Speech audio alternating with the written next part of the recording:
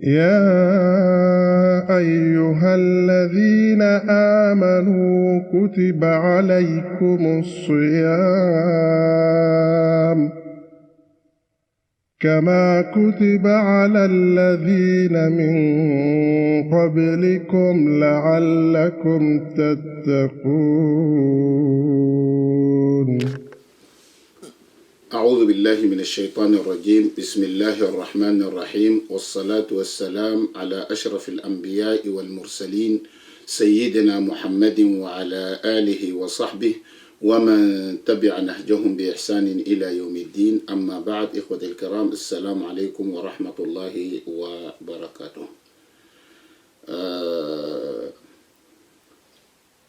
Aujourd'hui, on va continuer toujours de répondre à certaines questions avec l'aide d'Allah subhanahu wa ta'ala. Ma ba'd. Il y a une question ici, à savoir, j'aimerais savoir la distance légale du voyage qui permettra aux musulmans de ne pas jeûner et sur quelles conditions. Ça veut dire, quelle est la question, quoi. Quelle est la distance du voyage qui permettra aux jeûneurs de rompre le jeûne et sur quelles conditions. Déjà, pour la majorité des savants, et quand je parle ici des majorités des savants, je parle des 4 écoles, les Malikites, les Shafi'ites, les Hanbalites et les Hanafites et d'autres ulama et d'autres savants. Pour eux, c'est à peu près ou bien environ 80 km. Ça veut dire le voyage d'environ 80 km. Environ 80 km, donc le jeûneur peut rompre le jeûne. Maintenant, un voyage de 40 km, 30 km, 50 km, ce n'est pas un voyage légal chez la majorité des savants. Je dis chez la majorité des savants, surtout les 4 écoles, ce n'est pas un voyage valable pour rompre le jeûne. Et c'est la même distance aussi pour raccourcir les prières. Vous savez, quand on est en cours de voyage ou bien on est en voyage, on peut raccourcir la prière de Dhuhr. On peut faire Dhuhr des rak'at, l'Asr des rak'at, l'Isha aussi des rak'at. Toutes les prières donc 4 rak'at, on peut le faire à 2 au cours des voyages. Même ça, le voyage, c'est 80 km. Le même voyage qu'on pourra raccourcir la prière, c'est le même voyage pour aussi de ne pas gêner. Parce que quand on est en voyage, on ne gêne pas. Quand je dis on ne gêne pas, ça ne va pas dire que si on a gêné, c'est interdit. Ce n'est pas interdit. Parce qu'Allah subhanahu wa ta'ala dit « Et quiconque est malade ou en voyage alors qu'il gêne un nombre égal d'autres jours. » C'est Sourate 2, verset 185. « Et quiconque est malade ou en voyage alors qu'il gêne un nombre égal d'autres jours. وَمَنْ كَانَ مِنْكُمْ مَرِيضًا أَوْ عَلَى سَفَرٍ فَعِدَّةٌ مِنْ أَيَّامٍ أُخَرَ. Donc le voyage, c'est chez la majorité des savants, surtout les 4 écoles, c'est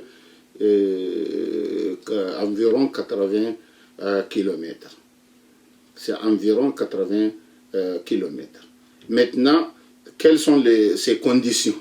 Est-ce que n'importe quel voyage, je me lève, je voyage à 80 km et voilà 80 km et voilà, je romps le jeûne. Déjà, pour un voyageur qui va, il y a des conditions. Il y a des conditions. Voilà les conditions. Première, il ne faut pas que le voyage soit un voyage pour un péché. Un péché, par exemple, quelqu'un qui va aller passer du temps de Astaghfirullah avec sa copine, quelque part, dans une autre ville. Donc il voyage, même s'il fait 1000 km, chez 1000 km, il n'a pas droit à rompre les jeûnes. Pourquoi? Parce qu'il voyage pour un péché. Quelqu'un qui transporte de l'alcool et il voyage, dans ces cadres-là, il n'a pas droit à rompre les jeûnes parce que le voyage, c'est un péché. Un dealer de drogue, exemple, qui a vendu les drogues, il prend l'argent pour aller donner à quelqu'un quelque part.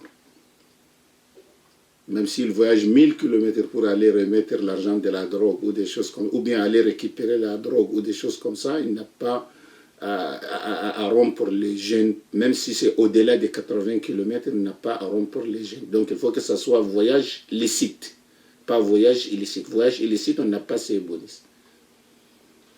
Et ça, c'est chez les Malikites, les Shafi'ites et les Hanbalites, la majorité des savants, chez 3 écoles Malikites, Shafi'ites, Hanbalites, et c'est ça qui est prépondérant. Deuxième, il ne faut pas que la personne, il n'a pas d'objectif dans le voyage que de voyager pour manger. Quelqu'un qui est là, qui jeûne, il dit, ah oui, je ne veux pas jeûner, mais si je laisse ce haram, comment faire? Il prend les trains de Paris. Ou les trains de Mulhouse. Donc comme ça, c'est pourquoi? Parce qu'il prend le train, c'est pour manger. En cours de voyage. Donc oui, voilà, je ne veux pas jeûner aujourd'hui, mais si je laisse comme ça, je n'ai pas d'esquisse, je prends le train. Oui, il faut que j'aille par exemple à Paris pour quelques heures et après je rentre. Dans ce cadre-là, on va dire qu'il n'a pas d'esquisse. Il faut avoir une raison valable pour les voyages. Ce n'est pas voyager pour manger. Donc, il ne faut pas que ce soit voyager pour manger. Sinon, ce n'est pas accepté. La personne n'a pas d'esquisse de rompre les jeûnes.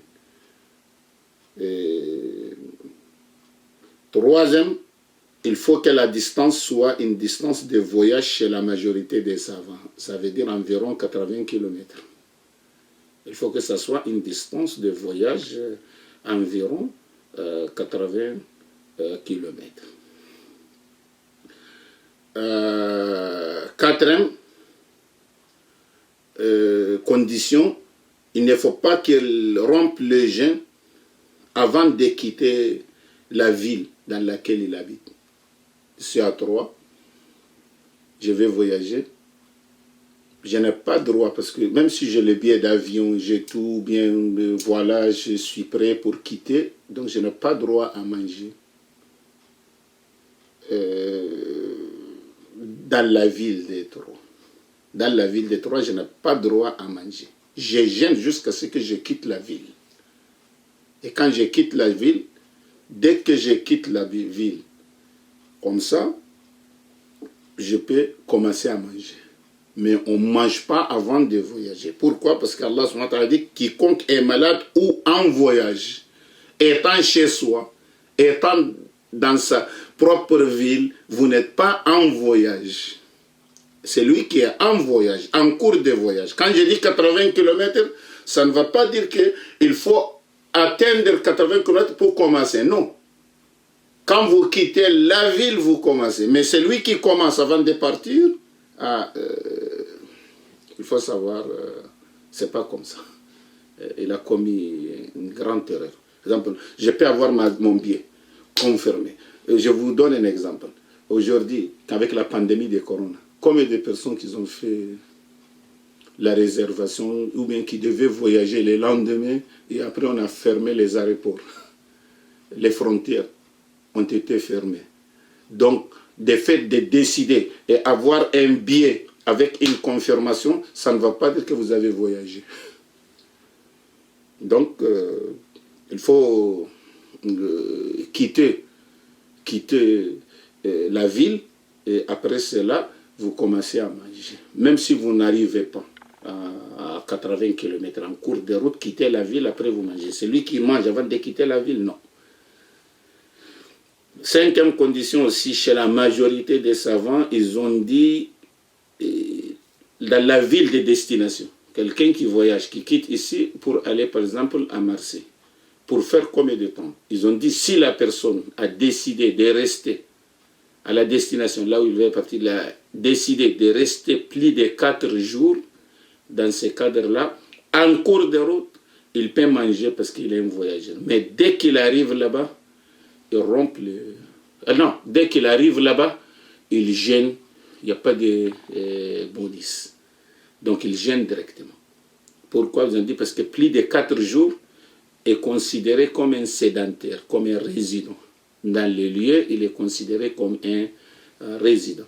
Il y a une divergence là-dessus, mais ça c'est pour la majorité des savants que je vous donne. Mais sinon, il y a une divergence, c'est qu'ils ont dit que tant qu'il est en voyage, il est en voyage. Mais ce que je vous donne, c'est l'avis de la majorité ici, quoi, ce qui concerne ces choses. Voilà. Voilà, ce sont les 5 conditions pour le voyage, pour que la personne rompe le jeûne. Ça, je pense que j'ai répondu à cette question. Maintenant, il y a une autre question. Si le jeûneur voyageur rentre chez lui pendant la journée de Ramadan, qu'est-ce qu'il devra faire? Ça veut dire quelqu'un qui jeûne. Quelqu'un qui jeûne. Durant le jeûne, il est en voyage de retour. Il a commencé à jeûner. Ça veut dire parce que... non, un voyageur qui rentre du voyage. Il y a des cas pendant Ramadan. Soit parce que dans le voyage, pas forcément de jeûner ou pas jeûner. Si vous avez la force, vous pouvez voyager et jeûner. Par exemple, quelqu'un qui rentre d'un pays, qui rentre vers la France ou chez lui. Il était à Marseille, il rentre à Troyes, par exemple. Il a décidé de jeûner. Il a dit non, je peux jeûner, c'est pas grave, je peux jeûner. Donc, il a jeûné, il a quitté Marseille et il est arrivé à Troyes à midi, par exemple, étant en jeûne. Est-ce que dans ce cadre-là, il n'a pas droit encore de couper les jeûnes? Pourquoi? Parce que l'esquisse, c'était quoi? C'était que quand on est en voyage, c'est permis de manger ou de jeûner. Mais une fois arrivé à midi chez soi, il n'a plus ces bonus. C'est fini, maintenant il est obligé de continuer. Donc c'est lui qui préfère jeûner étant en voyage, quand il rentre chez soi, même dans la journée, il est obligé de compléter la journée. Donc on ne peut pas manger, parce qu'on va lui dire, oui, c'était un bonus, en cours de route, vous pouvez manger. Mais comme vous n'avez pas mangé, vous avez choisi de jeûner, choisir de jeûner jusqu'à venir chez vous. Maintenant, une fois arrivé chez vous, vous n'êtes plus voyageur, donc vous n'avez pas le choix que continuer. Et supposons que quand il est de retour, il a rompu les jeûnes. Ça veut dire qu'il a préféré manger. Et quand il arrive, il rentre ici, par exemple à 3 à midi, est-ce qu'il doit s'abstenir ou il continue à manger parce que déjà il n'a pas jeûné? Dans ce cas-là, ce qui est prépondérant, il peut continuer à manger cette journée. Ibn Mas'ud a dit, Ibn Mas'ud, qu'Allah l'agrée, a dit, celui qui mange au début peut manger vers la fin ou les soirs. Donc ça veut dire que celui qui préfère, en rentrant chez lui de voyage, il a préféré de ne pas jeûner en cours de route. Quand il arrive la journée, il pourra manger. Et ça, c'est l'avis de l'imam Malikiya ou Shafi'iyya ou l'Ahnaf. Les Malikites, les Shafi'ites et les Hanafites. Même si pour les Hanbalites, non, il est dans l'obligation de s'abstenir par respect au mot. Mais ce qui est prépondérant, il peut manger durant ça, comment ça s'appelle? Il peut manger durant la journée. Maintenant, Une autre question. Dans quel niveau des maladies on pourra rompre les jeûnes? Parce qu'Allah subhanahu wa ta'ala dit quel niveau des maladies? N'importe quelle maladie. On peut manger ou bien il y a des niveaux. Il faut atteindre ce niveau pour manger. Ça c'est la question. Allah subhanahu wa ta'ala dit et quiconque est malade ou en voyage alors qu'il gêne un nombre égal d'autres jours. Quand on est malade, on gêne un nombre égal d'autres jours. Maintenant, les 4 imams, Malik, Shafi'i, Ahmad ibn Hanbal, Abu Hanifa, ils ont dit pour que les maladies qui permettra aux malades de manger, de ne pas gêner, il faut que ça soit une maladie dure. Que veut dire par le mot dur? Une maladie qui est un peu fort, un peu dure. Mais que veut dire par le maladie dure? Ici, la maladie dure, soit en gênant, le gène va augmenter la maladie. Quelqu'un qui est malade, il sait qu'en gênant, sa situation va être détériorisée. Ça, on peut dire que c'est une maladie dure. Si en gênant, le gène va augmenter la maladie. Dans ce cadre-là, il est permis à manger. Deuxième, si je gêne, le gène va retarder le rétablissement, la guérison.